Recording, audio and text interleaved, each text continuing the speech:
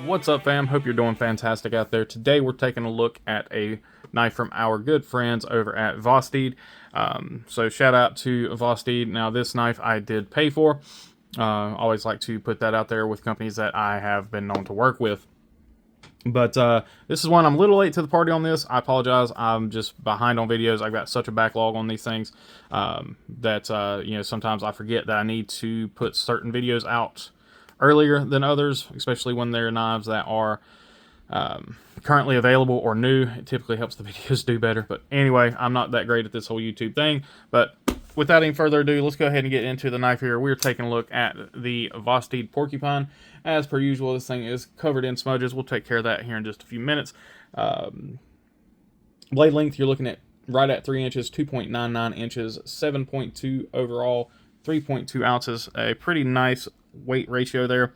Now, I will say that the actual cutting edge is definitely not 3 inches.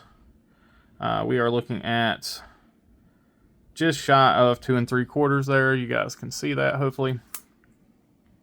So as per usual with Vosteed on these top liner lock, these button top liner lock knives, you do have a finger choil there. As you can see, the button there, you kind of have to have a relief cut out in the blade. Now they could certainly fix this, and this is something that I would like to see it done in all future models. So UA, if by some happen chance you're watching this and if it can be done, let me know. But you got a double blade stop here. So you have a blade stop down there, and you got a blade stop up here, stop pins. If you did an internal stop pin, you could do away with that. At least that's how I think it would work. And then you would be able to move this button towards the pivot and get that button up here, probably up in this area somewhere. And you wouldn't have to have the finger choil. Now, I do not mind the finger choil, but on certain knives, this one included, with the size that this knife is, I don't think it's necessary. Now, for some people with larger hands, it would be necessary to have that finger choil. So I get it, but again, I think it would be nice to have that button relocated up a little bit higher, and I think it would allow for a little bit better blade ratio. Just my 2 cents. We all know what that's worth, approximately 2 cents. But yeah, so this is one that I have been excited to check out. As soon as I heard about it, I actually believe, and it kind of all, Lord, my brain doesn't work sometimes. It just kind of all melts together after a while, and I can't remember if I saw this at Blade Show or if I just saw it on coverage at Blade Show West. But either way, I do recall seeing this knife either personally or on a video and coverage from Blade Show, and I've been really excited about it ever since. And it definitely did not disappoint. So I do know there are some grumbles out there about the knife, and we'll address those. I apologize, y'all. I'm just being OCD for a minute. We'll address those grumbles in just a little bit, but we're gonna go ahead and do our close-ups on this knife before I put any more fingerprints on it, and get everything else out of the way. So really nice job on this thing. I love the micarta that they use. Just for those that don't know, I've talked about it before, but if you do not like the texture of your micarta, just rough it up. Take a Scotch-Brite pad to it, a really light sandpaper, whatever you need to. You can rough this up. You can change how it feels, and then if you want to slick it back up, you can actually just polish it. It's epoxy. It's epoxy-pregnated fabric, so you can just polish it. But anyway, that's for those that always complain about micarta not feeling how they think it should feel. Micarta is the same. It's all the same. It's just how you finish it. Anyway, raw aluminum on the pivot collar, and then we have the satin pivot and the satin button, all satin hardware here. Again, the matching raw aluminum on the lanyard hole there. I really like this lanyard hole. It actually looks really good on the knife. Really beefy there as well. Reversible deep carry wire pocket clip, T8 hardware all the way around.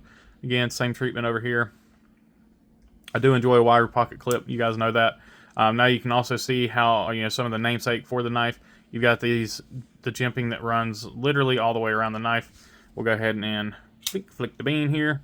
And again, jimping, jimping, jimping, jimping, and yeah, jimping. Yeah, of course, jimping. Did I mention jimping? Typical Vosteed branding. We have a typical Vosteed machine satin on this kind of a leafy drop point blade with a nice big belly on it. And it is a really nice machine satin. Vosteed does a great job on their machine satins. 14C28N, if I did not already mention that. Plunge grind, plunge grind, plunge grind. Plunge grind is typical for Vosteed, especially with their finger choils. It is a bit lazy, but it does terminate before the edge, so you've got about right in there somewhere is about where it gets to the blade thickness. So you can certainly sharpen the heck out of this thing without any issues. A really large thumb hole there.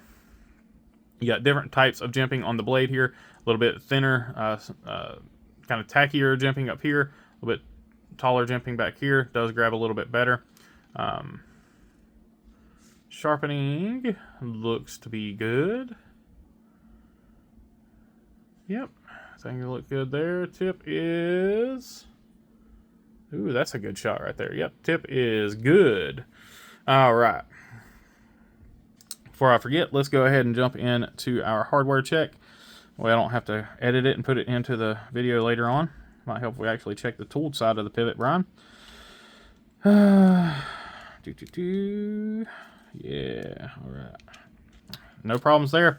All right, so now let's go ahead and get the talk about the knife itself out of the way. So the way that, or the thing that I've heard a lot of people grumble about on this knife is the detent, or they'll talk about the hole being too big or whatever. So the reason this hole is designed this way is because it is a fairly thick knife. I mean, it's not like really thick, but for its sizing, it is fairly thick. But you want to be able to get your thumb in there and thumb flick it, which you can do very easily because I can do it. And if I can do it, pretty much anybody can do it. So that's why the thumb disc or the thumb hole is shaped like that, which allows you to get your thumb in there. Now, for doing the reverse flick, which a lot of people like to do, you can do it a couple of different ways. You can do the Spider-Man, and it works every time. But you notice where my finger placement is. It's down there at the bottom where the hole is smaller. You can also do the pocket clip grab or whatever you want to call it. It's the same thing down there at the bottom. Now, if you move your finger up here to the top, you can still do it. You got enough spot in there where you can grab it and flick it out. Same thing. Grab it, flick it out. I think what a lot of people are doing is they're trying to come in right here, and unless you're kind of used to how the detent works, you're going to miss because you're not able to get the leverage that you need coming in from that side. You can also slow roll the knife really easily. Now, all that said, something else I got a question on with this knife is, hey, if I don't like the detent, how do I change that? Okay, super, super, super simple. Let's go ahead and do it. Let's talk about it. Pull the pocket clip off. I always like to just leave the screw with the clip. It just makes it easy to reinstall. Good set of bits and a good driver will get you far in life. If you want a really nice set, you can go in my links. CountyCom does offer this kit right here. It's called the Orbital TPSK. You can get the driver by itself for super cheap, or you can get a full kit that has like, I think it's 70 bits, I think. Anyway, it's a kit, comes in a plastic case. Actually, you know what? I'll show you. Comes in a plastic case like this. Whole kit. Comes with the driver in here and a bunch of bits. A lot of the bits I have are missing here. I've taken them out and put them with other kits. But you get this whole kit, and I think it's like 70 bucks. That was loud, I'm sorry. Headphone warning, whatever, too late. That kit's like 70 bucks for the titanium one. There's a brass, there's a Ultim. The Ultim one is the cheapest one. But, yeah, I mean, it's fidgety and everything. But this is a great driver. The bits that it comes with are great. Of course, you can always upgrade to Weehaw bits if you want to. But I'm currently using one of the bits that came with that kit, and I have not had a single problem with it. So anyway, use that. Use code BE.EDC, and that'll save you some money. Yeah, anyway, so no reason for folks not to have a good bit driver. let's go ahead and get this thing apart here.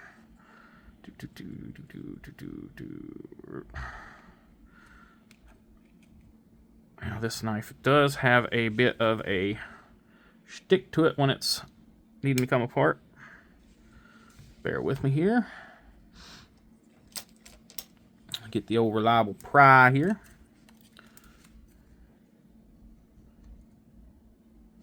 And let me get the other one. There we go. Really? Really? Now it's stuck on the other side that it was free on before. Anyway, okay, so you get it pulled apart. Of course, the scale comes off, but here is your lock bar. So this is it. It's attached to the button. I mean, you can even take the button off if you want to. But it's simply a liner lock that is pressing against the back of the blade. So very, very simple to use, just a simple to adjust liner lock. Now that specific one is a little on the tight side. I'm gonna go ahead and I'm gonna go ahead and clean the knife while I'm doing this. But that specific knife, or this specific crossbar, golly, this specific liner on this knife is a little on the tight side. So it is a little difficult to adjust. However, it is not impossible to adjust. If you are mechanically inclined enough to take your knife apart, you are mechanically inclined enough to be able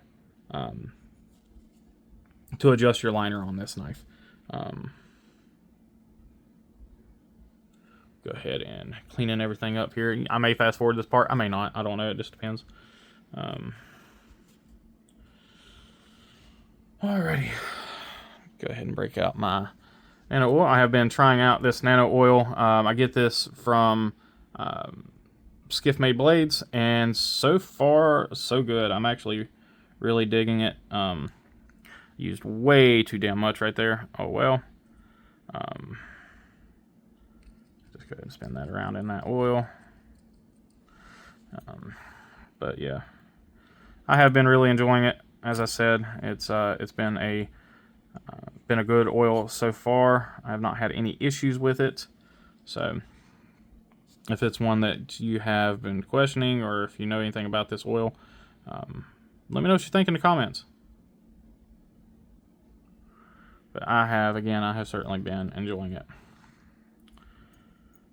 Seems to work really well. Now I do always take a little hit of KPL Heavy and drop it on my detent hole. And then also on my detent, just to give it a little bit of lubrication there. You don't have to use KPL Heavy. You can use whatever suits you. It's just that is what I use, and seems to work.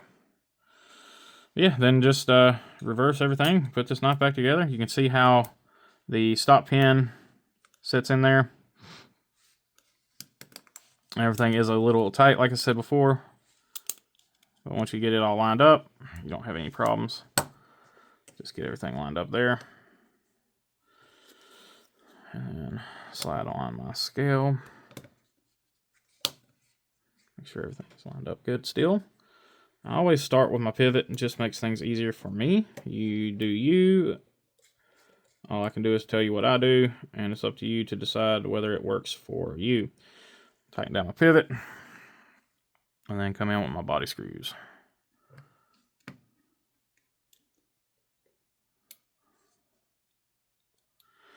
Sometimes you can do this, and you may get a little bit off-centered or something like that if you've taken your knife apart and putting it back together. If that's the case, you can always just try to adjust how your order in which you put your screws in. Sometimes that can change your lineup and everything, so just be wary of that. It's mainly for the folks that are new to this whole system. But so as per usual, I bottom out my screw, and then I typically just kind of give it a little crack backwards, and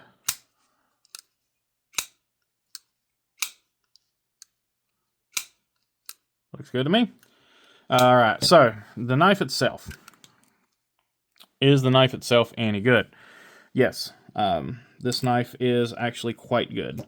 As far as ergonomics and things like that, it feels great in the hand, and the standard grip, choked up, it feels great as well. You do have the jimping out there for doing your pinch grip stuff. Yeah, action on it is really great. It's this good out of the box as well. Personally, I have not had to adjust mine. I have had to talk a couple of people through adjusting theirs as far as detent and things like that. So if you get yours and it's not a little, or it's not not as crispy as you'd like it or whatever, then of course it's easily adjusted. But the action as far as smoothness has not changed. It is just as smooth, and then adding that oil just kind of sweetens it up just a little bit. But yeah, overall, fantastic design from UA and the team. Really enjoy it. It'll be one of those budget knives that'll probably stay with me for a little while. I don't know if it'll be a permanent add to the collection, but certainly will be with me for a while. And then if it, depends on, the right person comes along and asks me if it's available or whatnot. That's typically the only way to pry some of these Vosteeds out of my collection. So, but anyway, guys, I don't have much more for you. Let me know if you have any questions or concerns down in the comments. I will do what I can to answer them any way I can. But as always, I do appreciate each and every one of you. Please remember to be kind, be humble, be EDC. Y'all take care.